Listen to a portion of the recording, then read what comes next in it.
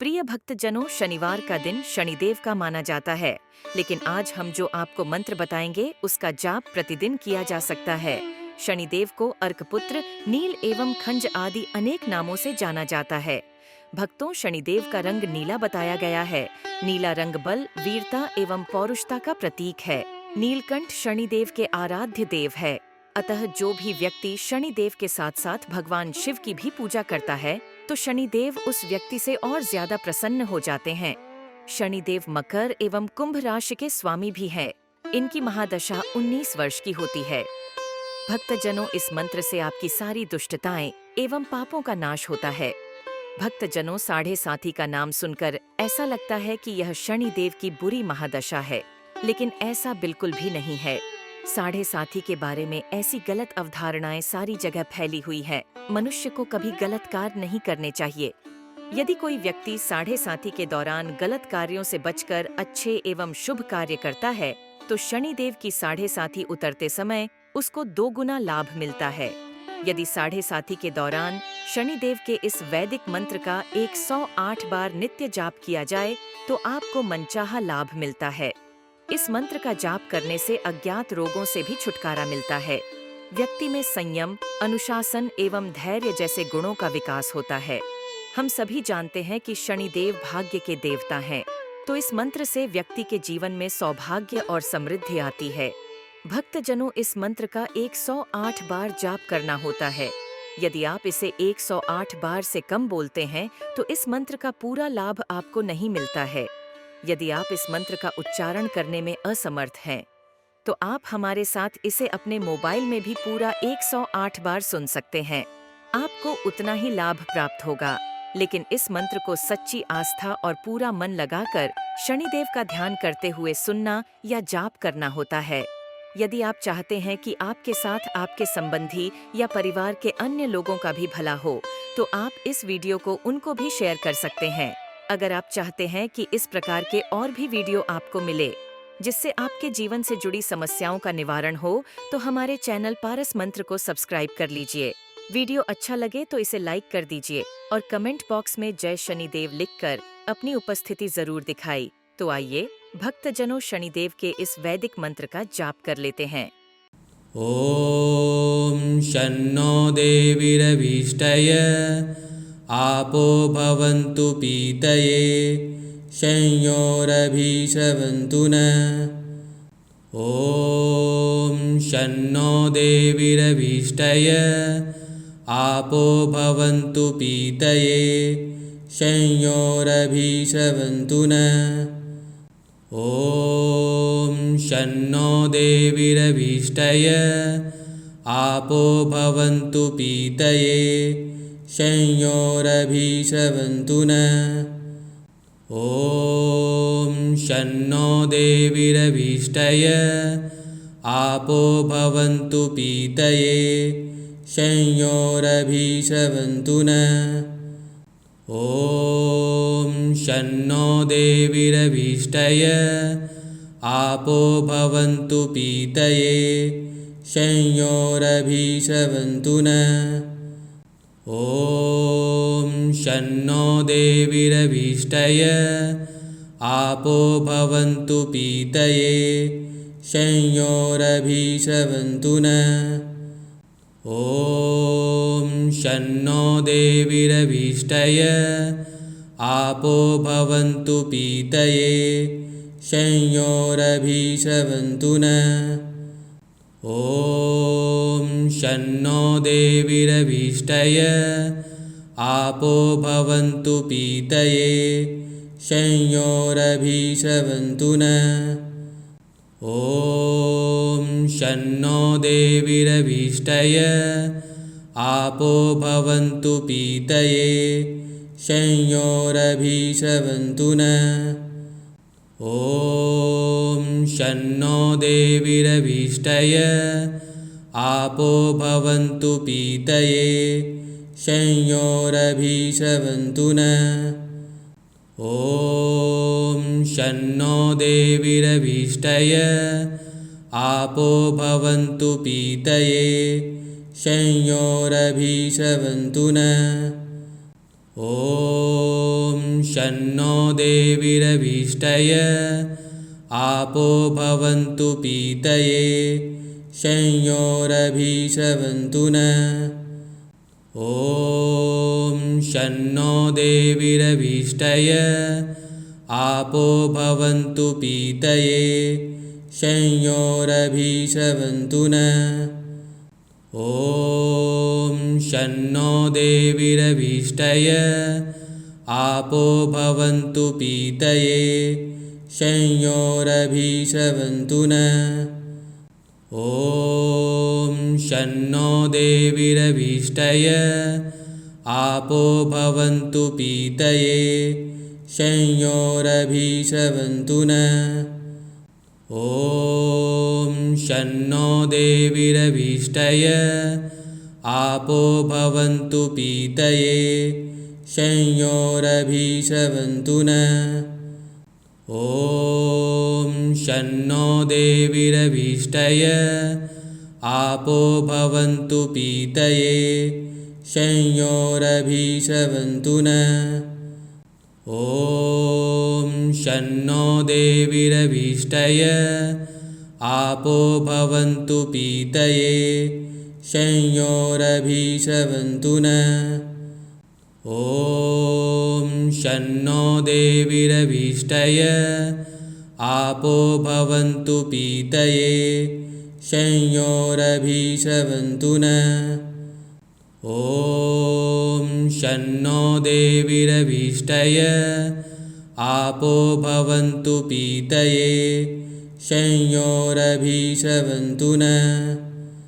ॐ शन्नो देवीरभीष्टय आपो भवन्तु पीतये संयोरभीषवन्तु नः।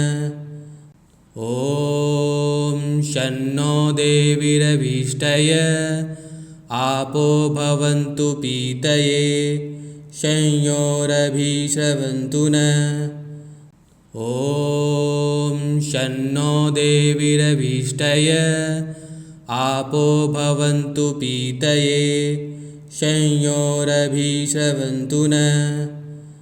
ॐ शन्नो देवीरभीष्टय आपो भवन्तु पीतये संयोरभीषवन्तु नः।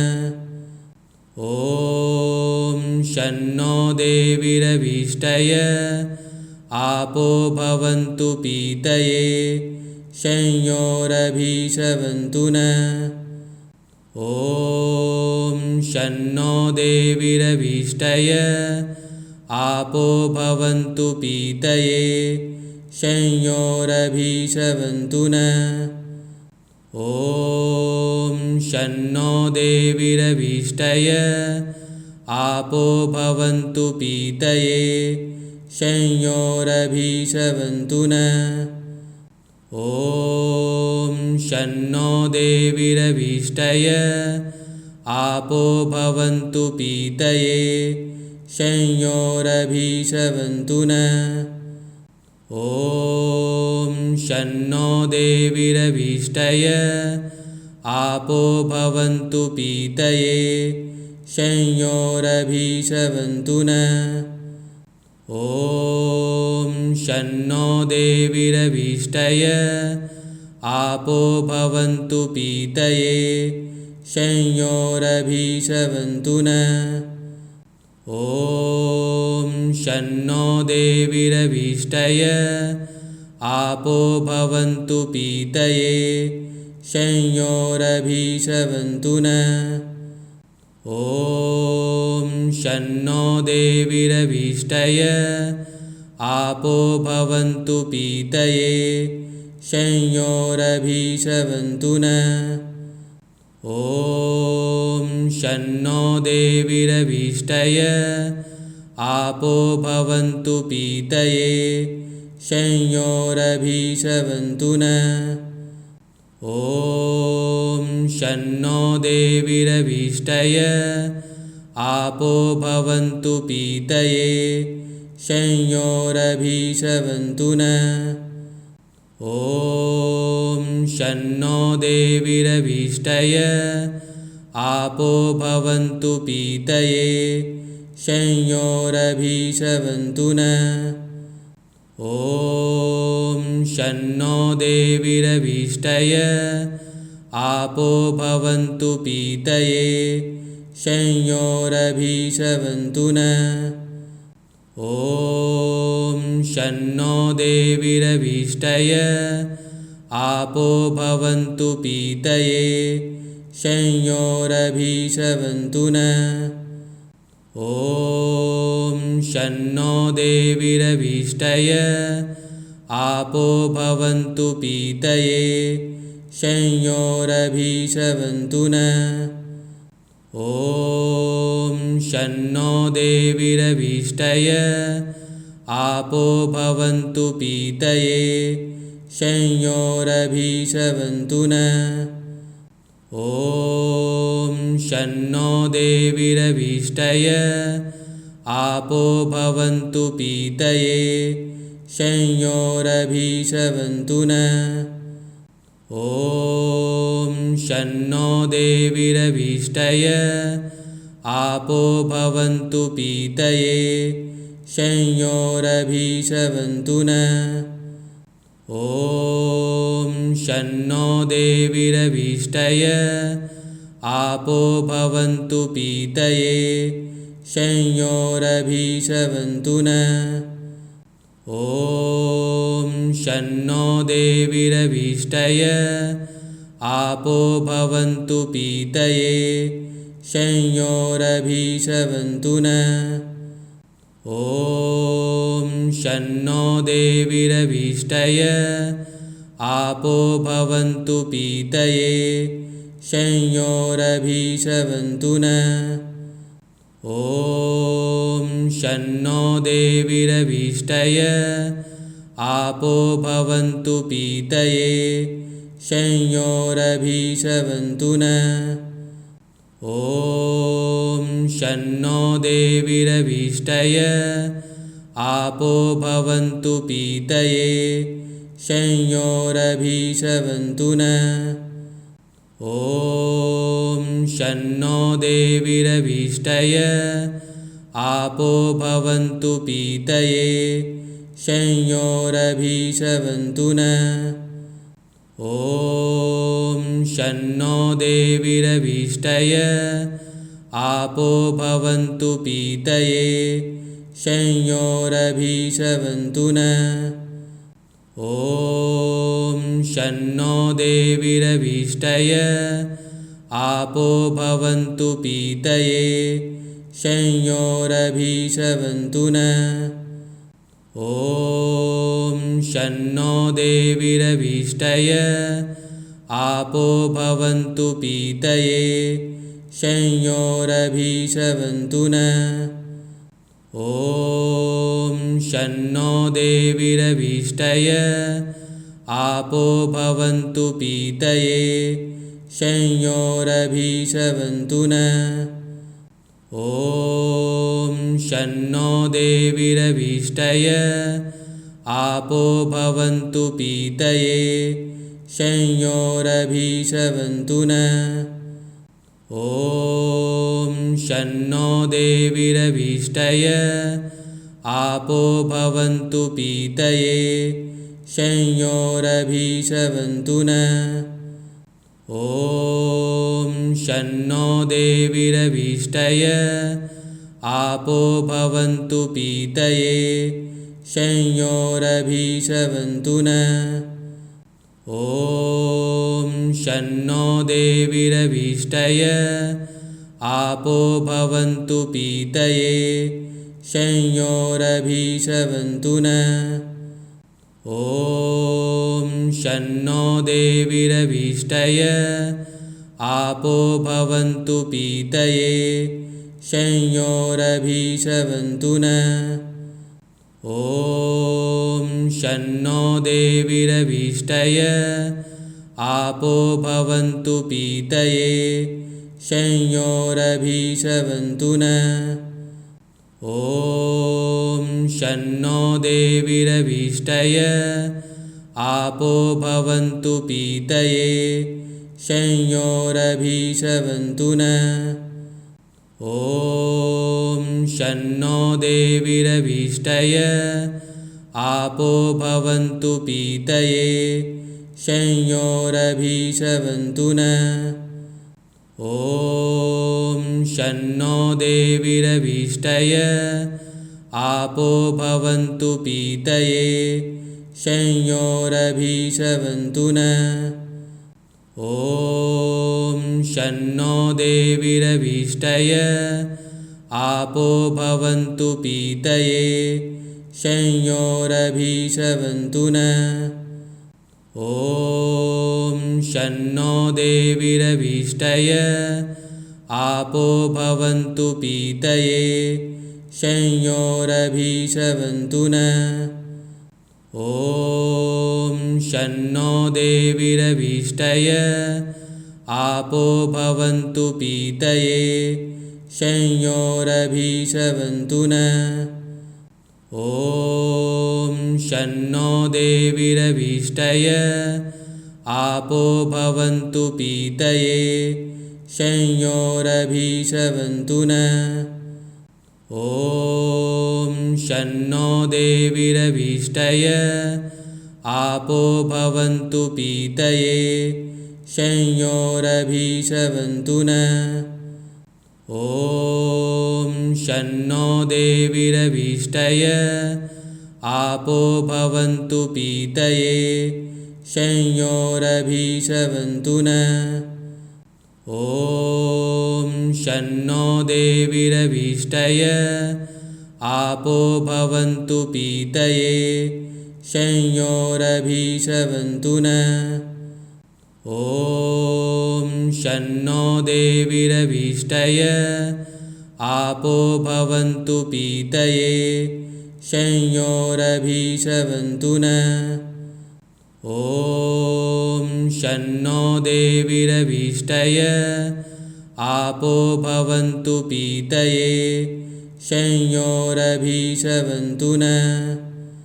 ॐ शन्नो देवीरभीष्टय आपो भवन्तु पीतये संयोरभिषवन्तु नः।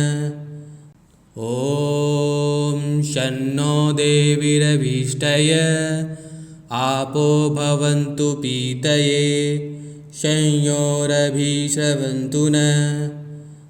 ॐ शन्नो देवीरभीष्टय आपो भवन्तु पीतये संयोरभिषवन्तु नः।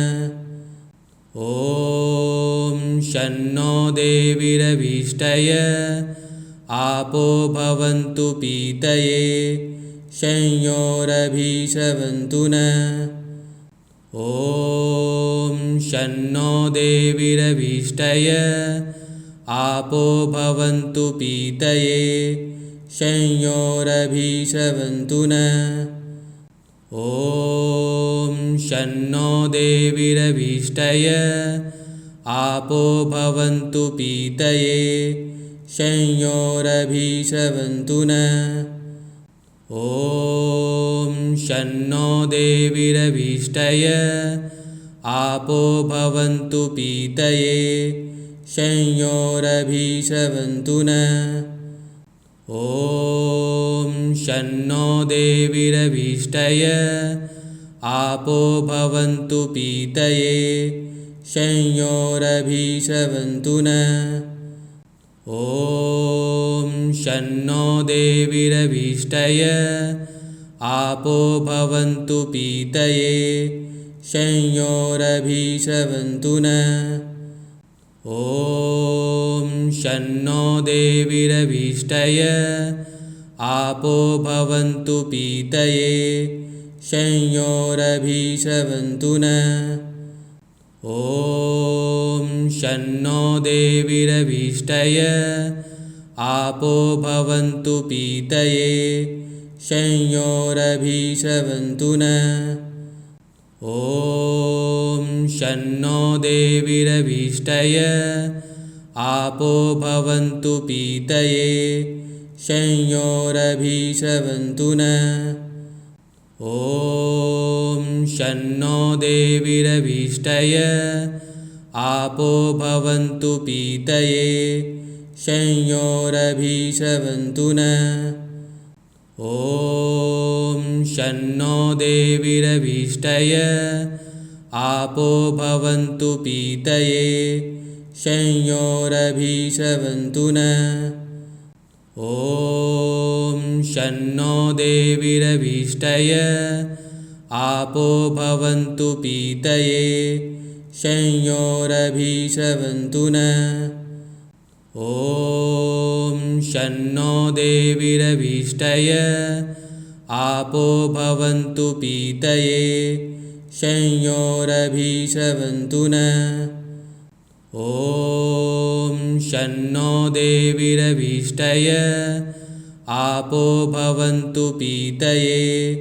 संयोरभीषवन्तु नः ॐ शन्नो देवीरभीष्टय आपो भवन्तु पीतये संयोरभीषवन्तु नः ॐ शन्नो देवीरभीष्टय आपो भवन्तु पीतये संयोरभीषवन्तु नः ॐ शन्नो देवीरभीष्टय आपो भवन्तु पीतये संयोरभीषवन्तु नः ॐ शन्नो देवीरभीष्टय आपो भवन्तु पीतये संयोरभीषवन्तु नः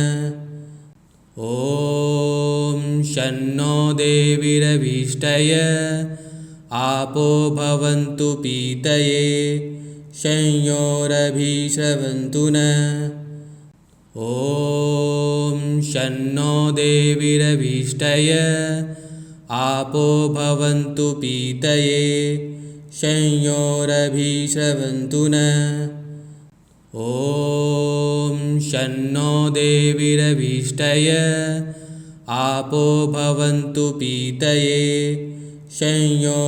संयोरभीषवन्तु नः ॐ शन्नो देवीरभीष्टय आपो भवन्तु पीतये संयोरभीषवन्तु नः ॐ शन्नो देवीरभीष्टय आपो भवन्तु पीतये संयोरभीषवन्तु नः ॐ शन्नो देवीरभीष्टय आपो भवन्तु पीतये संयोरभीषवन्तु नः ॐ शन्नो देवीरभीष्टय आपो भवन्तु पीतये संयोरभीषवन्तु नः ॐ शन्नो देवीरभीष्टय आपो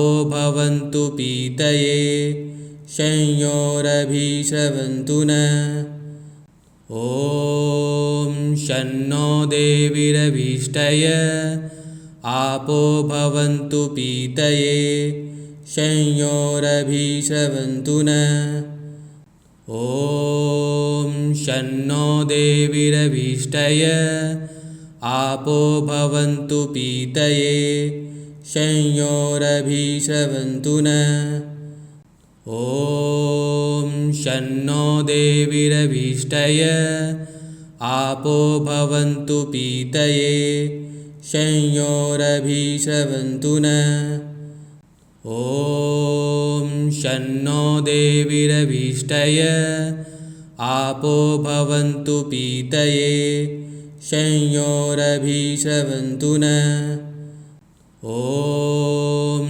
शन्नो देवीरभीष्टय आपो भवन्तु पीतये संयोरभीषवन्तु नः ॐ शन्नो देवीरभीष्टय आपो भवन्तु पीतये संयोरभीषवन्तु नः ॐ शन्नो देवीरभीष्टय आपो भवन्तु पीतये संयोरभिश्रवन्तु नः ॐ शन्नो देवीरभीष्टय आपो भवन्तु पीतये संयोरभिश्रवन्तु नः ॐ शन्नो देवीरभीष्टय आपो भवन्तु पीतये संयोरभिश्रवन्तु नः ॐ शन्नो देवीरभीष्टय आपो भवन्तु पीतये संयोरभिश्रवन्तु नः